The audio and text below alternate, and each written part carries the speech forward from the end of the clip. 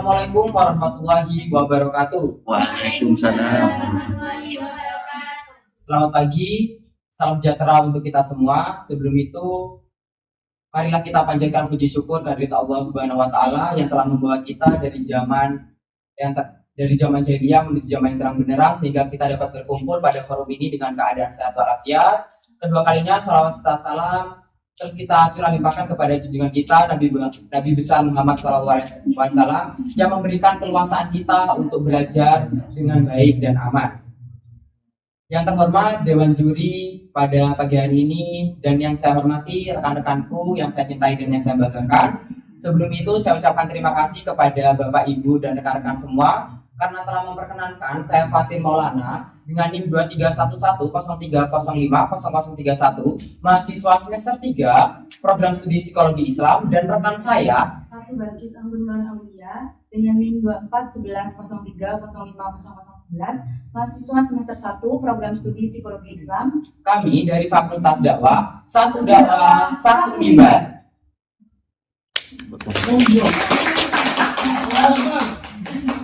Baik, berdirinya kami di sini, kami akan menjelaskan mengenai konsep aplikasi yang ingin kami terapkan yang berjudul Dongkrak Fantasi.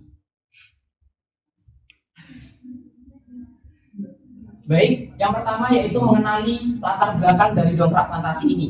Perlu kita ketahui bahwasannya saat ini pendidikan di Indonesia sangat berpacu terhadap metode pembelajaran ceramah ataupun metode pembelajaran interaktif, tapi tidak menerapkan metode pembelajaran yang sesuai dengan perkembangan teknologi. Oleh karena itu, kami membuat satu konsep aplikasi yang bernama Dongkrak Fantasi ini. Dongkrak Fantasi ini diambil dari tema yaitu gabungan antara interaktif pembelajaran dan hukum fisika yaitu hukum Pascal, yang mana hukum fisika ini menekankan bahwa sifat zat cair yang diterapkan atau diberikan suatu pada akan menyeluruh, sehingga dari metode pembelajaran yang kami buat ini memunculkan filosofi-filosofi terbaik yang kami seleksi dari filosofi-filosofi yang baik lainnya, yaitu semakin banyak dan berat ilmu yang didapat, semakin tinggi cita-cita yang digapai. Oleh karena itu, Dongkrak Fantasi ini memberikan metode pembelajaran yang interaktif antara guru dan siswa.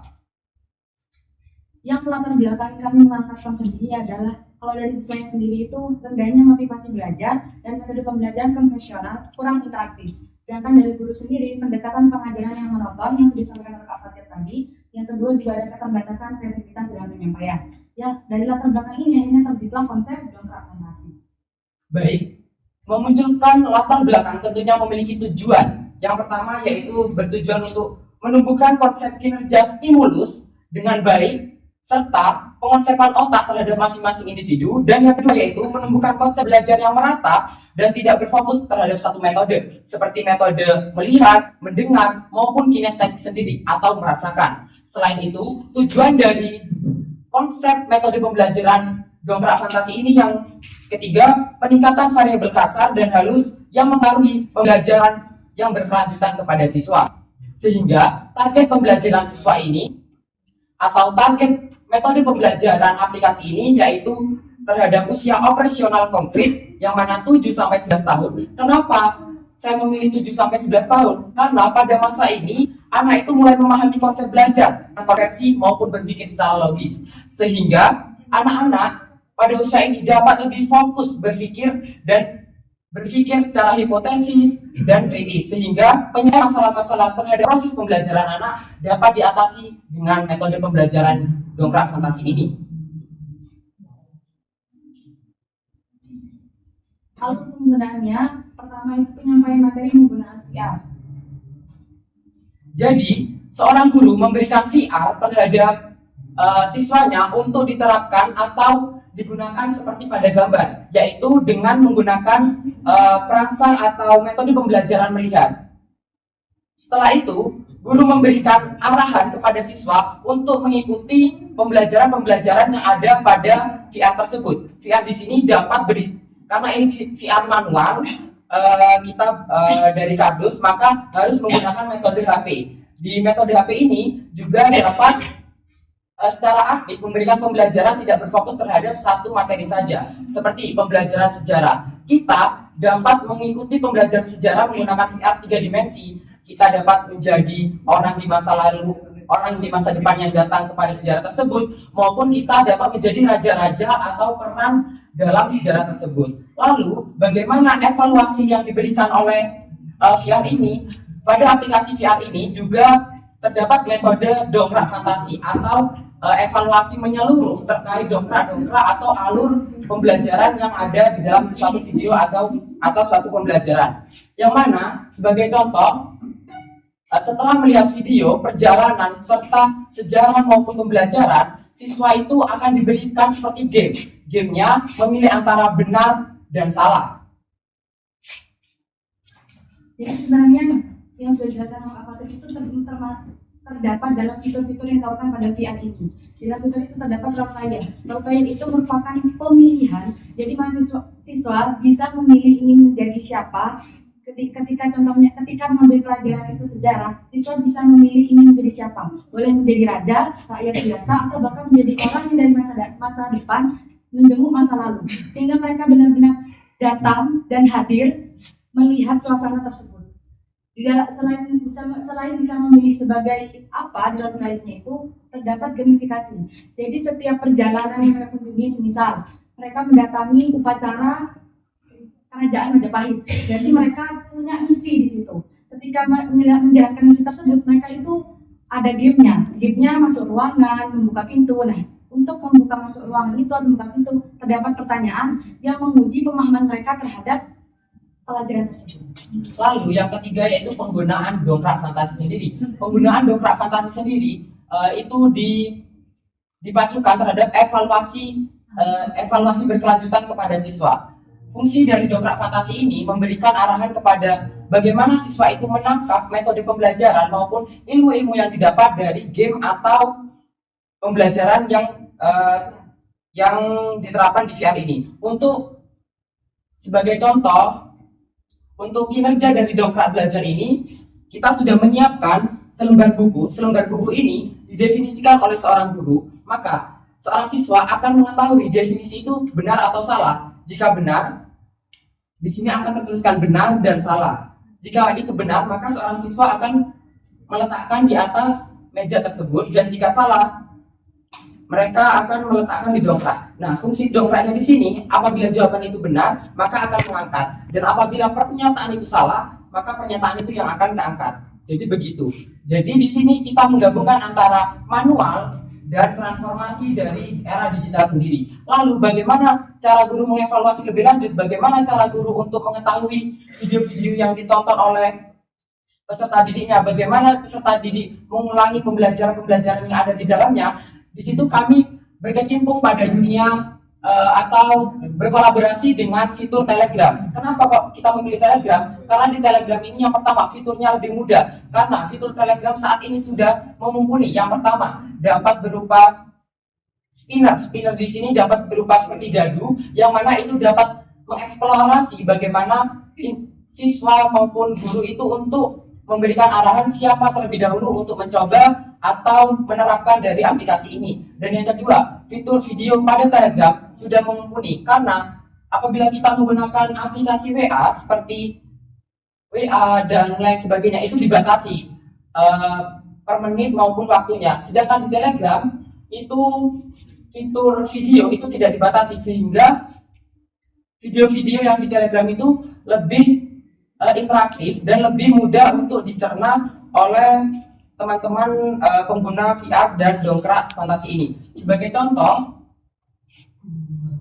di sini kami telah membuat dua video Telegram. Yang pertama yaitu mengenai pembelajaran padi, dan yang kedua yaitu perjalanan Nabi Muhammad. Yang mana di sini juga setelah video, di sini juga siswa maupun guru dapat berinteraksi atau dapat berkomunikasi bersama tentor-tentor yang tentunya akan dipandu oleh tentor-tentor dari dosen Fakultas Dakwah, karena kami dari Fakultas Dakwah, dan ini program dirancang menyeluruh, tidak hanya saya, tetapi dosen serta pembimbing kami. Jadi kita sudah berkolaborasi dengan mereka, membangun relasi kepada mereka untuk mencerdaskan anak bangsa dengan metode pembelajaran dongkrak fantasi ini. Dari alat peraga yang kami jelaskan terdapat kelebihan. Kelebihan yang pertama, pembelajaran yang imersif dan menyenangkan. Yang kedua, memperkuat pemahaman. Yang ketiga, konten yang relevan dan terhubung dengan media sosial. Mengapa dikatakan terhubung dengan media sosial? Karena nanti di role player itu ketika mereka masuk ke dunianya terdapat selfie sosial media, bisa di screenshot, kemudian bisa dijadikan template di Instagram. Jadi teman-teman sosial media mereka di Instagram bisa mengetahui mereka sudah pernah menjelajah kemana aja. Lalu mengenai kekurangan, di sini kita memiliki kekurangan yaitu penjaringan terkait pembuatan aplikasi yang belum terpecahkan. Kenapa kok belum terpecahkan? Karena di sini kita dari Fakultas Dakwah sendiri tidak mumpuni untuk penggunaan aplikasi yang konkret dalam media pembelajaran ini, sehingga kami dari tim Fakultas Dakwah berkolaborasi dengan tim IT dari Politeknik Negeri Jember untuk meningkatkan atau membuat program program aplikasi dongkrak fantasi tersebut. Mungkin itu saja yang kami sampaikan, kurang lebihnya kami mohon maaf. Wabillahi taufiq wal hidayah. Wassalamualaikum warahmatullahi wabarakatuh. Silakan, kecuali.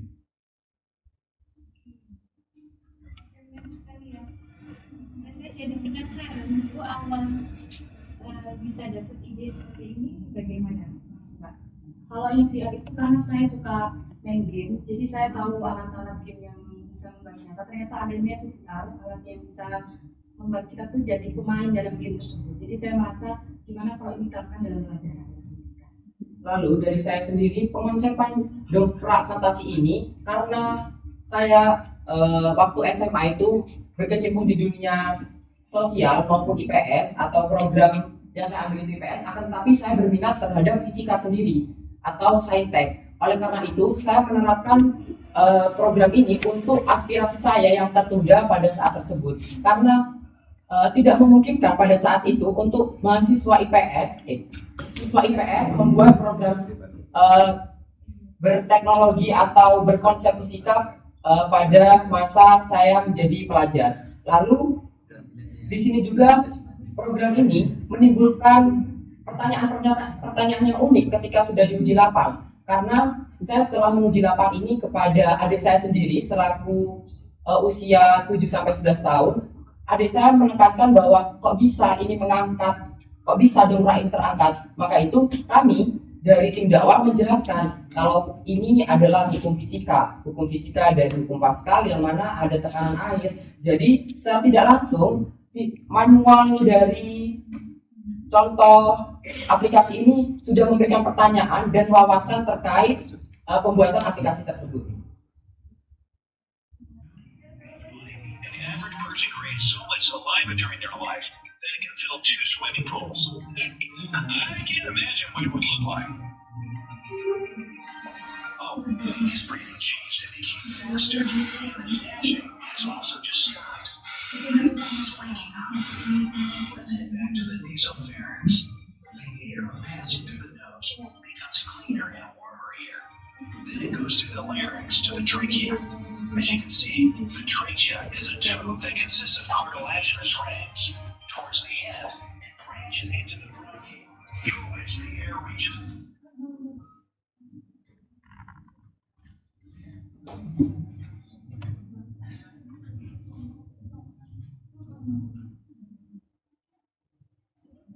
Baik, terima kasih. Itu saja yang kami sampaikan. Semoga bermanfaat bagi kita semua dan bagi perkembangan Winhas kami tercinta. Cukup sekian yang kami sampaikan, kurang lebihnya mohon maaf. Wabillahi taufiq wal hidayah. Wassalamualaikum warahmatullahi wabarakatuh. Waalaikumsalam.